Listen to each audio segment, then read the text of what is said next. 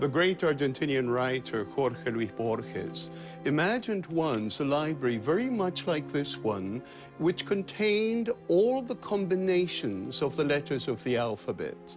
In this library, every text was available, including, of course, a great amount of gibberish. We are told that the World Wide Web is very much like Borges's Library of Babel in that it contains every text we can conceive, every idea we can come up with.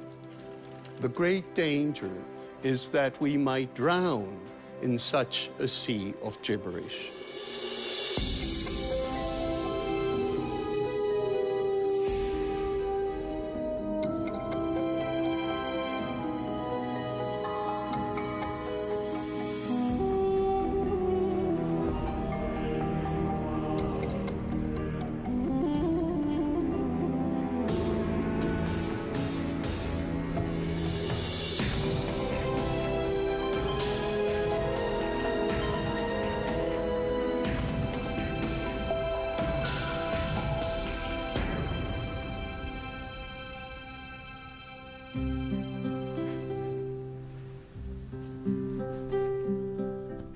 My name is Alberto Manguel. All my life I've been a reader. And now, after having lived in many parts of the world and after having spent decades in Canada, I live in France surrounded by my books. In them, I can trace the reader's journey through history, a journey that entails this most human of creative acts.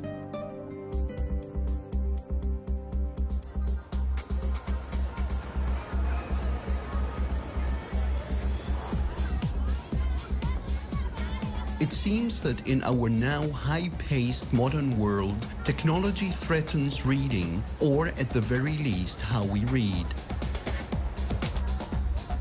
Computers and the World Wide Web allow us to graze information, taking in only snippets.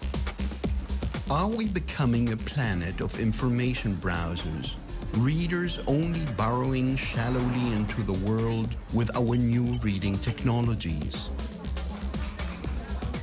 In our rush to find new ways to read, are we forgetting what the art of reading is about?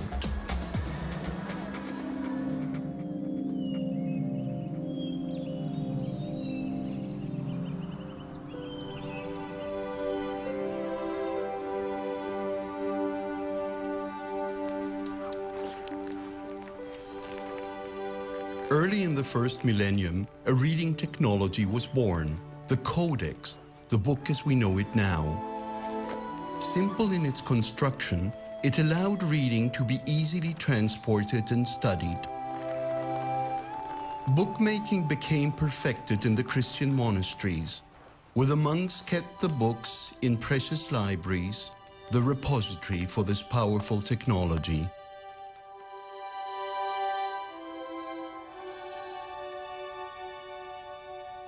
My library is, in fact, a conglomerate of several libraries collected throughout my life. I have about 30,000 volumes. Compared to a medieval library, of course, it is unthinkably enormous. An Irish monastic library would hold between 500 and 600 books. And the reason is this. It is a Latin Bible copied in a German scriptorium of about 1300 by a monk who must have spent his whole life writing this out from the first to the last page. And therefore, making books would have taken much, much longer.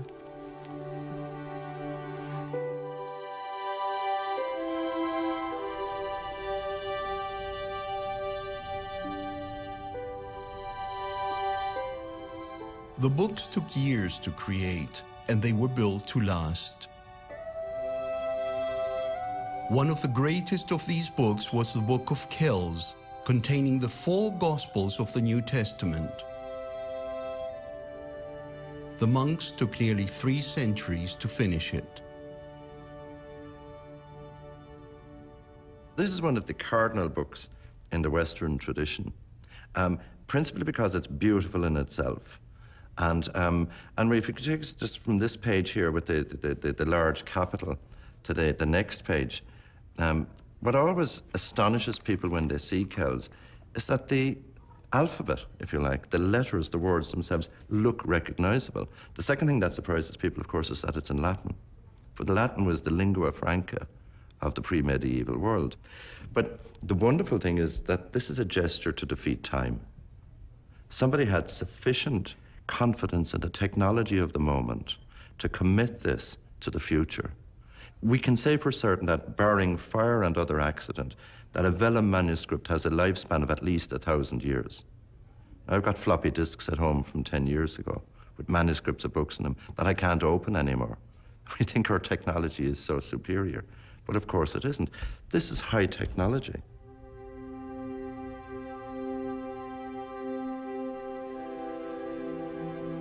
Since books were few and expensive, the majority of people couldn't read. It would take a 15th century German genius to make literacy a universal possibility. Welcome to Gutenberg the Musical! The lights rise on a squalid, stinky bedroom of a friend of Gutenberg. The roof is made of dirty thatch. In the corner, rats are gnawing on stinky cheese.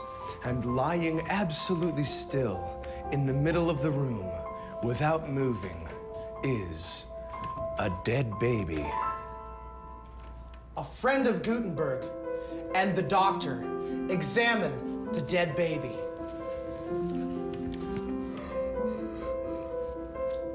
We did all we could. I'm afraid your baby is dead. But I gave him this medicine. Them ain't medicine, them's jelly beans. Jelly beans? But... If only you could read. See ya. Jelly beans, not medicine. If only I could read, my son he wouldn't need an elegy. Blackouts.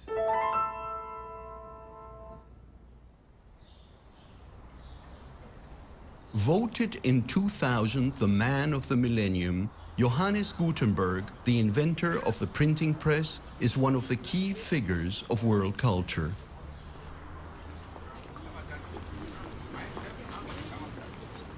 It was here, in this farmer's market, that Gutenberg the technologist had a brilliant idea. By watching local farmers use olive and grape presses, Gutenberg realized that if he could create a similar heavy stamping press for metal letters, he could speed up printing. I'm gonna take this press and make it print some words. I'm gonna change this press, though I know it sounds absurd. I'm gonna take the grapes out and put letters in, put letters where them grapes have been. I'm gonna change this press and make it print some words. And so, Johann Gutenberg worked long into the night, making history to a boogie-woogie beat.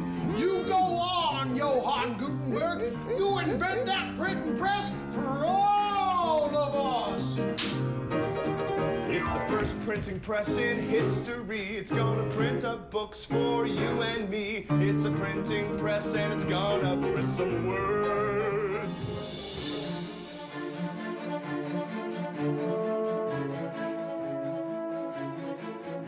Welcome here to the Gutenberg workshop. This is a hand casting device. It's a very important invention from Johannes Gutenberg. Gutenberg was a machinist by trade who knew how to pour metal into molds. And it was this skill that would help him figure out a better way to make a printing press. And this is an alloy from lead and tin. And then I wait 1, 2, 3, 4, 5 seconds. Making single metal letters was a lot easier than carving wooden blocks, which was how printing was done before Gutenberg's time. This was the same procedure and he started his work 1450 here in Mainz. This is a page from Gutenberg's Bible, and one Bible page has 42 lines. Each one of these letters is one of Gutenberg's metal molds.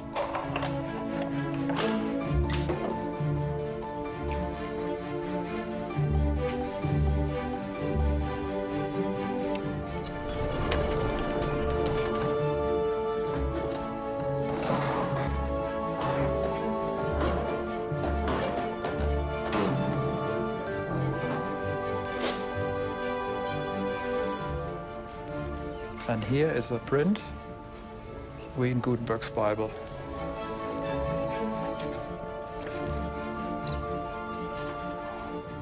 Foremost, Gutenberg is famous for his Gutenberg Bible, or B42 as it is also called in the scientific world, because it has 42 lines on each page.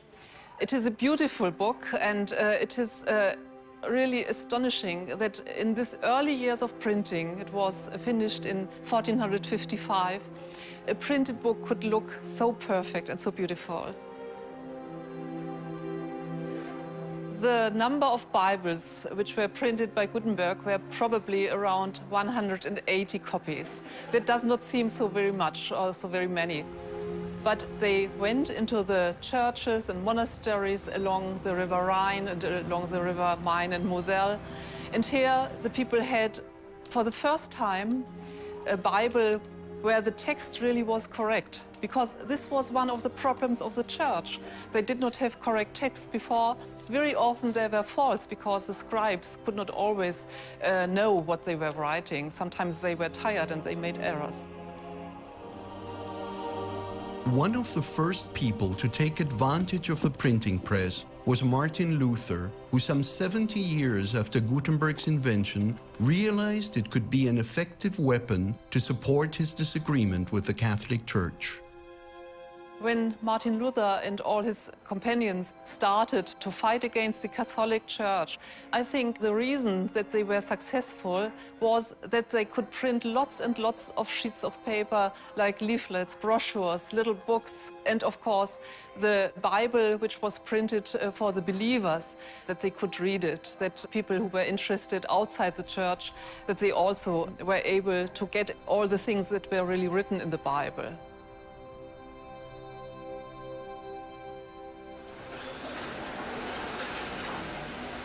Gutenberg and Luther could never have imagined how the printing press would allow reading to expand beyond the religious realm. Mass printing changed the world in innumerable ways, but it also created problems for the books themselves. In our rush to mass-produce books, choices had to be made about the materials with which we printed, and now we are paying the price.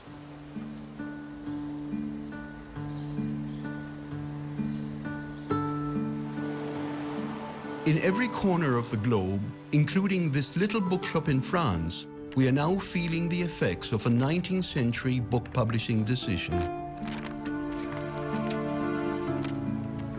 Bon, alors voilà, ce livre-là ne m'intéresse pas pour la simple raison qu'il y a des taches de rousseur, de piqûre, qui est due à la qualité du papier du 19e siècle.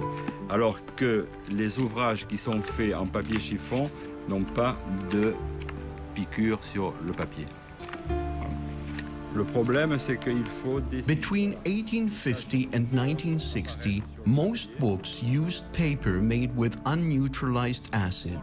These books are literally eating themselves. It seems that millions of these books won't last until the 22nd century.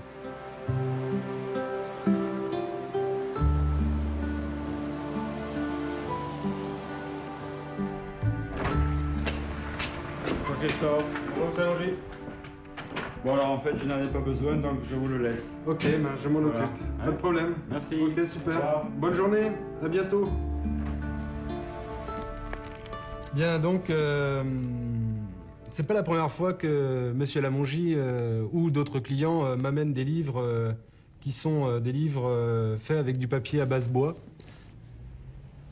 Pour moi, c'est pas quelque chose valable de refaire une reliure dessus, parce qu'il faut d'abord passer par une désacidification des papiers, ce qui prend beaucoup de temps, qui coûte extrêmement cher, et au vu de la valeur de l'ouvrage, il est bien évident que ça n'en vaut pas extrêmement la peine.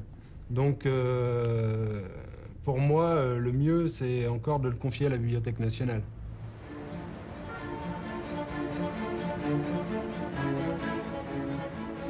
The four towers of the Bibliothèque de France, each of them designed to resemble open books, house more than 12 million volumes. The institution aims to collect every French book published in the entire world, a commitment felt keenly by the Director General, Jacqueline Sanson. Les livres, c'est une affaire de passion, mais l'ensemble des collections sont une affaire de passion. Ce qui est extraordinaire à la Bibliothèque nationale, d'abord, c'est qu'elle repose sur des collections très anciennes, patiemment enrichies, parce qu'on se sent tous partie prenante de ces enrichissements, en sachant que les petits-enfants de nos petits-enfants, eux, pourront avoir accès à ces collections. Et ça, c'est vraiment la récompense d'un travail en bibliothèque.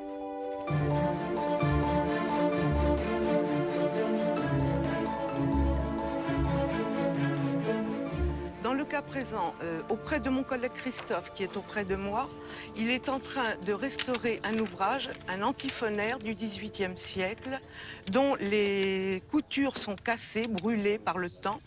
Et il refera donc les coutures de chaque cahier avec, dans le même matériau qu'il teintera aux couleurs le plus proche possible de l'original. L'important est de restituer parfaitement le document tel qu'il était à l'origine. Nous nous trouvons à présent auprès de Marion, qui restaure des affiches de la Révolution française, donc 1789, et qu'elle, après les avoir trempées dans un bain, puisqu'elles avaient des pliures fortement marquées au fil du temps, elle a ensuite doublé ces affiches de papier japon, qu'elle ensuite va découper tout autour et mettra probablement sous presse pour la plupart des affiches, de façon à ce qu'on puisse les ranger dans les magasins, soit dans des boîtes ou en tout cas bien à plat, de façon à ce que ce soit bien préservé au fil des années qui nous restent à venir. The Bibliothèque's elite restoration team knows how to repair these ancient publications. But what of the acid-damaged books like our Zola from Périgueux? The majority of these disintegrating books will be scanned by the Bibliothèque specialists and preserved for readers in an electronic format.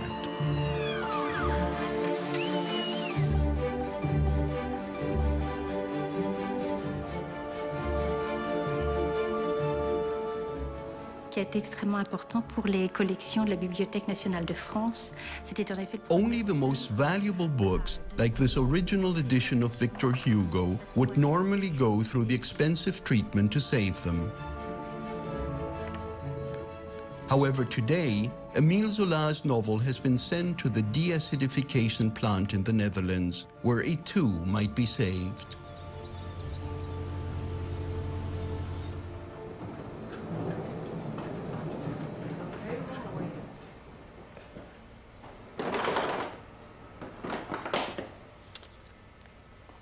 Each book sent here by the Bibliothèque de France is registered before being given a chemical bath that neutralizes the harmful acid from the pages.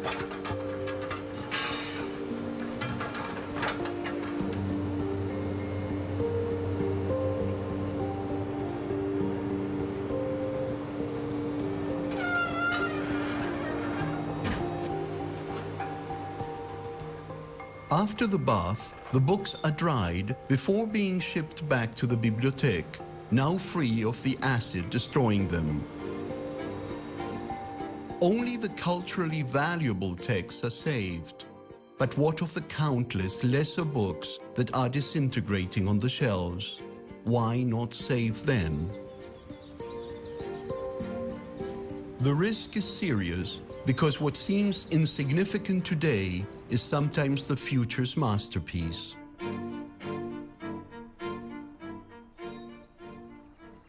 Johann Sebastian Bach works furiously on his fourth Brandenburg Concerto. This exquisite piece, though, was nearly lost to history.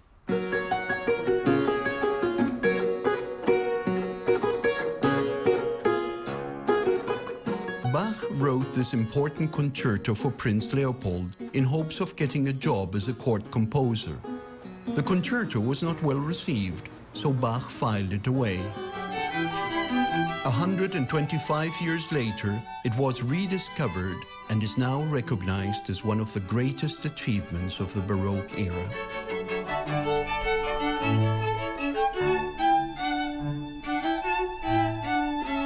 Many of our most cherished classics were completely unknown in their day. They only survived due to the accidental durability of paper. Unfortunately, works that seem trivial today are unlikely to be preserved, so that they won't be unearthed centuries from now. The works of our undiscovered Bachs and Blakes are likely to disappear.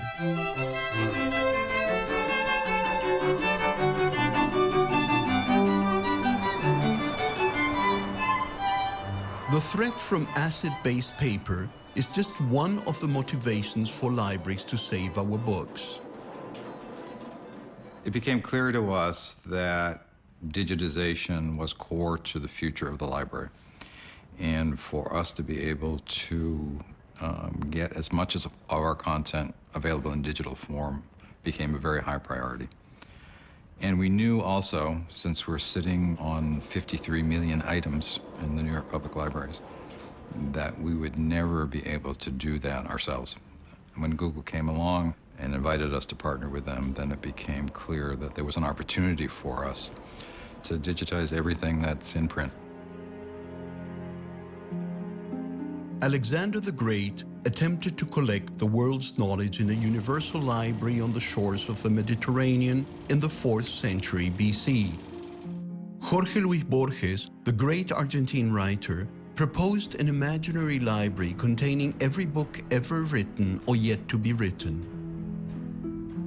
But some say that Google's is the first real initiative to scan the world's books, our first real opportunity to map the entire written record of humankind. We have all these books that are in a physical form, and we need to transform them into some electronic representation. And so we developed our own technology to do the digitization. We had looked at the technology that was out there and realized that it wasn't up to a project at the scale. So it transforms a book into a digital artifact. We have images of the pages. We do optical character recognition, so we get text. And today, when you go to Google, you'll find this content that'll just appear in your search results. But you need to have Google's search engine to find the books that Google has scanned. Having grown up in the libraries at MIT, it reminds me very much of what it was like working with students and faculty at MIT. Bright, articulate, young folks who have a vision of the future. No problem is insurmountable. It's been an incredibly exciting project. Despite the project's apparent potential benefits, there are those who have serious concerns about putting our collective heritage in the hands of a private company. My concern is that our culture is our culture, and the idea that a corporation could own it and could decide what we have access to, when we have access to it, doesn't really bode well for the future without having some sort of control over it. When Google makes these deals with public institutions, and the deals that forbid the public institutions from disclosing anything about the deal with Google, so that we don't know in many cases what these deals consist of, that's sort of a very, that's a red flag in my mind that we need to be concerned about Google as a caretaker of our culture. How many books would that be? Can't tell you. I think I read something that you're working on 700,000 books or something in some of the published material. I think I saw. It's part of the non-disclosure statement. If I say I can't tell you, that means it's covered by the non-disclosure statement. Sorry. Google treats this as important intellectual property because we do feel like, you know, we invested a lot and we do feel like this is important from a company perspective. And so we just, you know, don't share the details of our digitization process. Perhaps today, Google's interests are aligned with ours in terms of, yes, let's digitize everything. But once everything is digitized, what stops Google from then deciding, gee, we don't like that part of history. We're going to excise that. I'd much rather see the digitization of our culture take place in the context of a public trust, sort of like the library system in the United States, which is not owned by the government, it's not owned by big business, it's owned by a trust. One such public institution, the Bibliothèque de France, has criticized Google's plan for scanning mostly English titles, thereby shaping the future of reading and academic research. Many argue that initiatives like the Bibliothèque scanning program should be controlled only by public institutions. By leaving book scanning to a corporation, who's to say what they might choose to do with the world's printed heritage and what financial benefits they might reap? What if the works of Victor Hugo were one day seen to be commercially unprofitable? Could they destroy the files? And would we even know under the terms of the non-disclosure agreements with our libraries? Peut-être devrait-on montrer celui-ci qui est un des plus...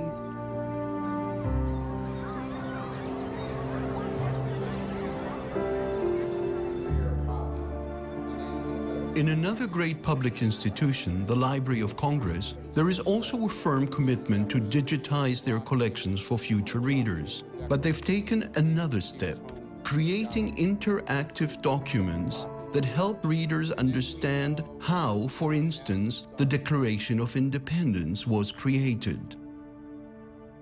We have put the rough draft of the Declaration of Independence on this interactive device, which allows us to trace back some of the ideas within the Declaration, where they came from, and we can actually see how this document was written. By using this interactive device, we can not only look at the document, but you can see the words that were put in, you can see the ones that were crossed out, and you can trace the timing and the development of these ideas. And as you go down through, you can see changes that were made by Franklin, that were made by John Adams. You can actually see the thought process as Jefferson and the other members of the Continental Congress struggled to develop this Declaration of Independence. Libraries are not only concerned with the preservation of what's on their shelves. Every week, there are millions of pages written in electronic formats. And how are we going to archive the whole of the Internet's content? The equivalent of the acid problem for books is file formats for digital information. Many of us have used computers for many years. Letters we've written, college papers we wrote that may be very valuable if we become famous scientists someday, are no longer readable because we used a software that is not available anymore, and the format of the document we can't read. The Library of Congress's digital preservation program works with scores of partner libraries to collect and preserve important digital materials that exist in no other form. As a library, we are accustomed to tracking things by the whole of the volume. We catalog a book. We think of that as the unit of consumption. But more and more, we find ourselves, even those of us who are really avid readers, consuming only pieces. And that's the part we want to track. We hear that there will be something called exabytes, which I can't even compute the zeros for, being created within 5 years. And we know we can only preserve a small amount of that. So we're looking at what is really important. What of our public story today as libraries and archives do we need to save? A few months ago, we got a call from the press secretary in Senator John Kerry's office, and she said, "Do you have John Kerry's website from the last election?" And we said, "Yes." And she said, "Could we look at it?" So we gave her the link and showed her how to use it. And this is in 2004 when John Kerry was running for president. And these sites do go away. When the election's over, we've tracked them, and it takes about sometimes no more than a day or two, but as much as a month for them to totally disappear. One of our collections here at the library is called Legal Blogs, and these are blogs about legal issues. A future Supreme Court justice could be writing one of those blogs today, and that would become very valuable and important at the time of the future justice's hearing. You know, they always want to consult everything the person's ever written, and if that were not available, then of course it couldn't be consulted. Blogs are being recognized now as a very important form of writing, and more archivists and librarians are recognizing that they do need to be captured. The nature of writing, as well as reading, is changing online. Interactive novels like Inanimate Alice have appeared on the internet. They allow the readers to be immersed in a multimedia narrative where they choose how the story unfolds. They may also consume the narrative in a very different way. All I really want is this chapter. So I am consuming just a chapter. I'm not consuming the whole. And I think it does change the way we read, even fiction. We find ourselves being impatient or wanting to move ahead, or let's get to the punchline. And I think we're changing our expectations. So interactive literature may take off because it's just a different form. It's a different interaction between the reader and the author. And that's always been there in print, but now it has this different dynamic.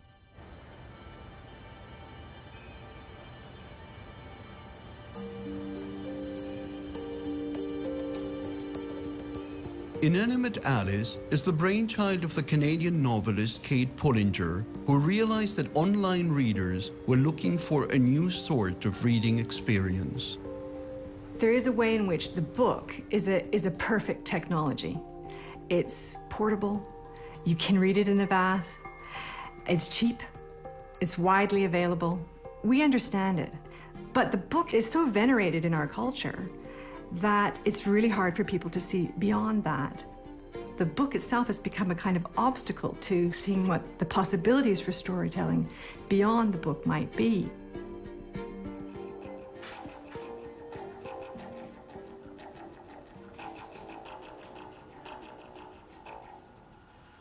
The challenge with episode 5 is that she's going to be in the same town, whereas in every other episode she's been in really very different locations around the world. As always, the challenge really is to expand the visual look and the way it sounds and the interactivity, but still keeping it free and available online. Presumably you'd have trouble watching episode 4 if you didn't have broadband. I really like working with other people. I mean, writing is quite a solitary thing. So for me, it was a great sort of opening out to start to work with other people as well in collaborative setups and collaborative environments.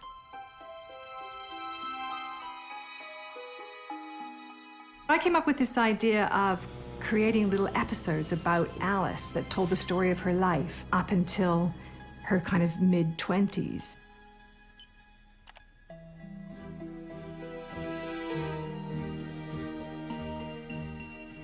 It was a good decision early on not to show Alice, because she's never depicted in the episodes. And I think watching Inanimate Alice feels in some ways more like reading than watching a film. The fact that you don't see Alice means that you conjure her in your imagination in the way that you do when you're reading a story on the page.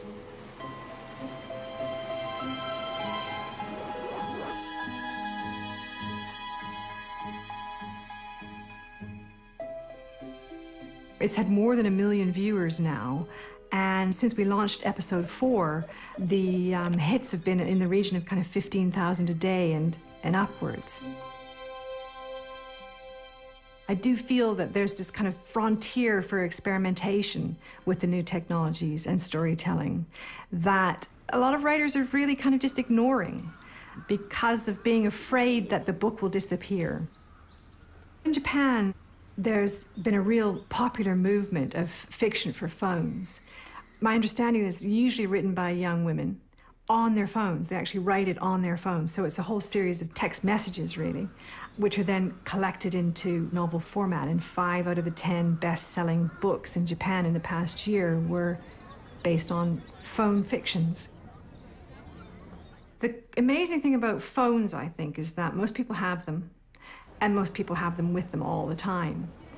So as the potential for a content delivery system, it seems to me that the phone is, you know, amazing. That those times when you're stuck waiting for a train, when you're sitting in a doctor's waiting room, whatever it might be, you might not have your book in your pocket, but you're going to have your phone in your pocket. And the potential for getting some interesting content on the phone, to me, seems very, very real.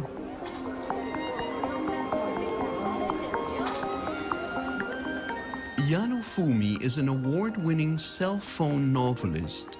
At 22 years old, she's a part of a new wave of writers serving a technologically sophisticated generation of readers.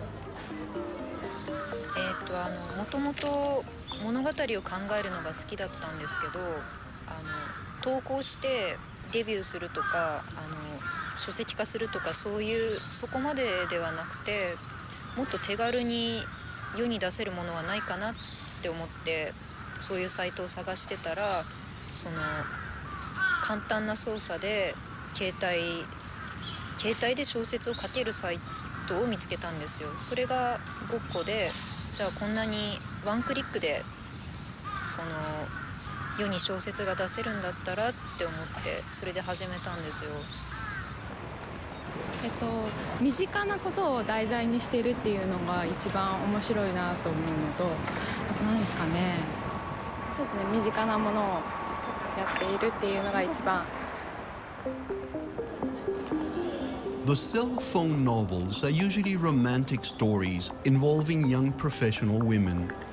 They're written in a brisk conversational style, almost like a series of text messages. なんか携帯小説の方が身近なものを本当に題材にしているという感じがするので、やっぱり読んでいて共感しやすい部分が多いですね。やはり当初もともと携帯を使われる層というのは10代後半から20代というのが多いので、やはりですね携帯小説も最初書く人読む人ともに、10代後半20代前半の女性というものが7割8割を占めていたかと思いますが。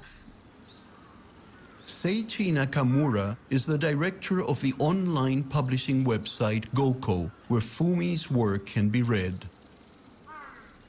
現状ですね、またジャンルが増えてくるに伴って男性の割合も、3割4割5割というふうに増してきたのと、あとはですね面白いんですけど、書くのは10代20代の女性、いわゆる F1 層と呼ばれるところが多いんですけれども、読む方ですね、これが30代後半とか40代前半の主婦層の方。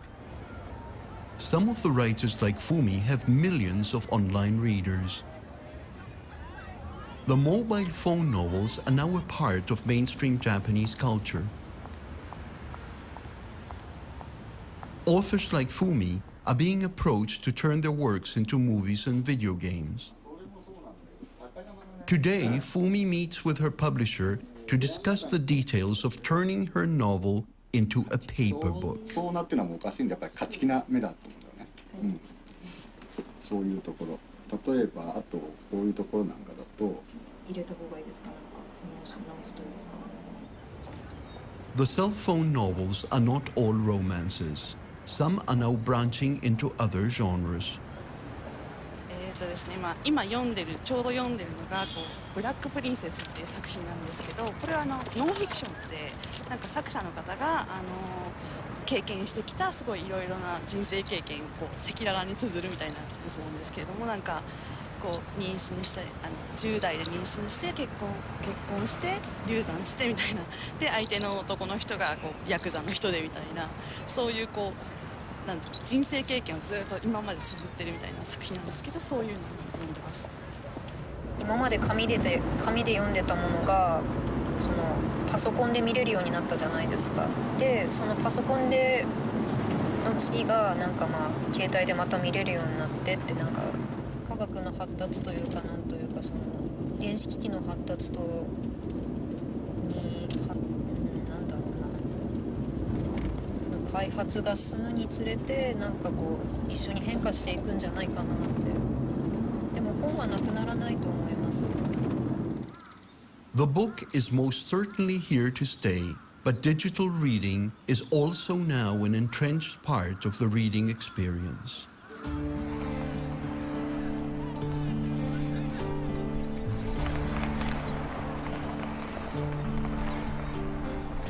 So here's the 2 laptop sets. Here's one for this team. Here's one for this team.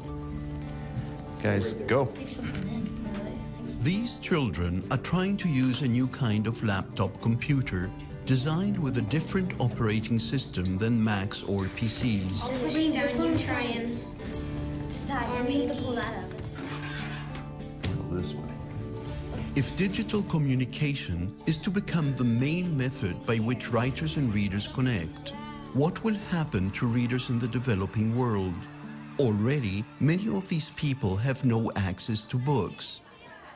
The One Laptop Per Child program aims to give children their own laptops, tools that will help them become fully connected digital readers.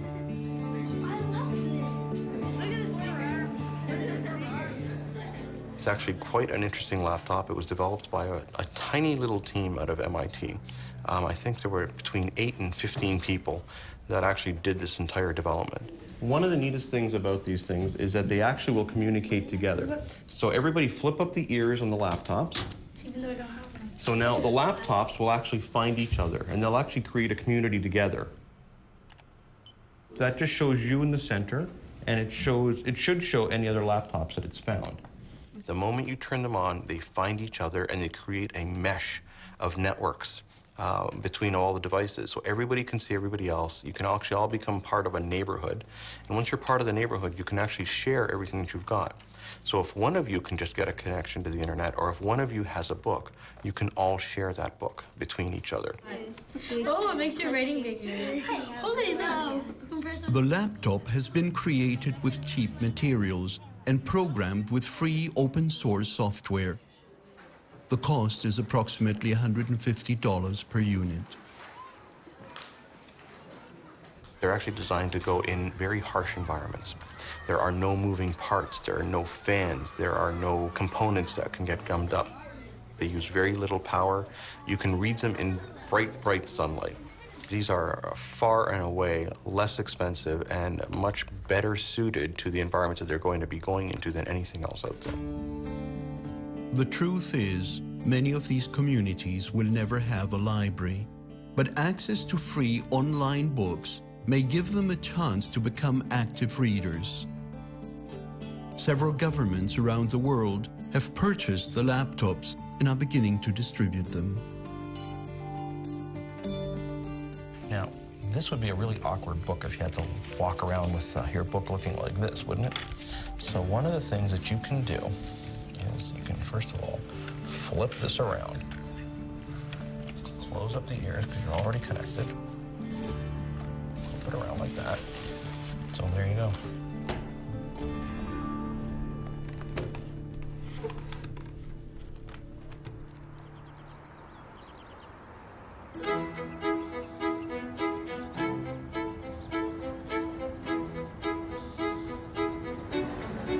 One reason I've made France my new home is because of its relationship with reading. The French buy more books than readers in any other country. Perhaps here we can best understand the past and the future of reading. A clear indication of the importance of readers in France can be seen here in the jury room of the prestigious France Inter Book Prize. This year, I happen to be the jury's president. The jury members come from every corner of France, ordinary citizens who apply for their jury position by writing a letter about their passion for reading. Je me sens parmi mes confrères et mes consoeurs, puisque j'ai lu vos lettres et vous ne savez pas jusqu'à quel point c'était un coup de joie de lire votre émotion, votre passion, le fait que... The next morning, after a long night of deliberations, the jury announces the winner to the nation on Public Radio France Inter. En l'église Saint-Roch à Paris. France Inter, il est 8h05, suite du journal. Patrick Cohen. Bonjour Alberto Manguel. Bonjour. Vous ne vous contentez pas de composer des romans, vous en lisez beaucoup tout le temps, paraît-il. On vous présente souvent comme un lecteur vorace et vous aviez le redoutable privilège de présider cette année le jury du Livre Inter. 10 livres en compétition, un jury de 24 auditeurs venus de toute la France. Pouvez-vous nous annoncer le nom du roman et du lauréat qui ont été choisis? Nous avons choisi un parmi ces très bons 10 romans et le prix Inter de l'année 2008, c'est Henri Beauchot pour Le Boulevard Périphérique. Chez Actes Sud, et c'est sans doute la récompense. Voilà, applaudissements dans ce studio avec des lecteurs, auditeurs de France Inter et membres du jury du Livre Inter. Sans doute, j'allais le dire, la récompense la plus étonnante de l'année littéraire puisqu'elle vient couronner un auteur de 95 ans. Parlez-nous d'Henri Beauchot. La littérature ne s'arrête pas. La preuve.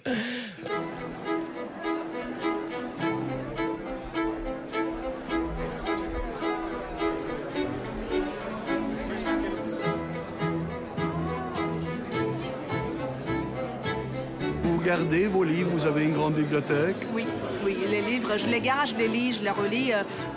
Par exemple... Fatou Lema is one of the jury members.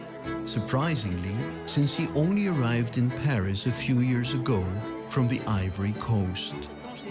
Je l'ai feuilleté, je suis revenue sur des passages qui m'ont ému et moi, mon rapport au livre il est vraiment essentiel, charnel.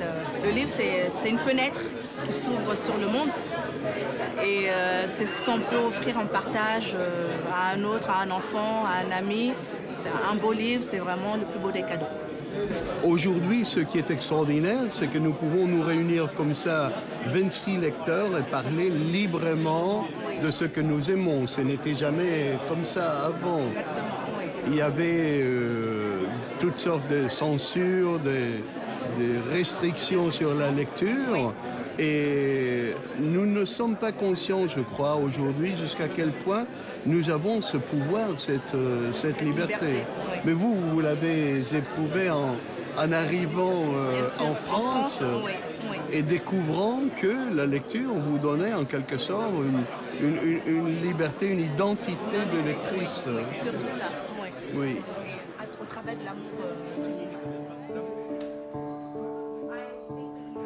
Readers need choices about what they read. The supermarket model of publishing, in which decisions about what to publish are made not by readers but by accountants, means that there are fewer titles available in the book chains and online stores. Less titles, more heavily promoted blockbusters fill the available shelf space in all our bookstores. Having fewer writers' voices denies readers a chance to expand their horizons. Readers need to have access to a variety of books anytime, whether it's in an old bookstore or through an electronic book search. Too often people view this as a dichotomy, as digital replacing print. And I think with younger audiences it might replace, and with older audiences it might supplement. In the future, people are going to be reading content through all sorts of sources and devices. You'll read a lot of stuff online. You also may read it through a dedicated book reader. People are going to do a lot of reading on their cell phones, and people will still use a good old-fashioned book. People will adjust what they read where to whatever works for them.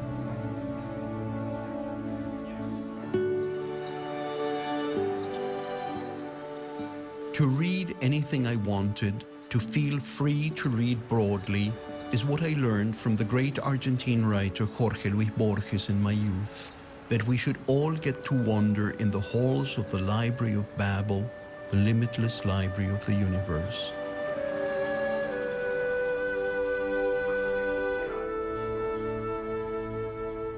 We were reading Agatha Christie with Stevenson, Kipling with Plato. He would make a remark on Aristotle while we were reading Henry James and show how the two came together.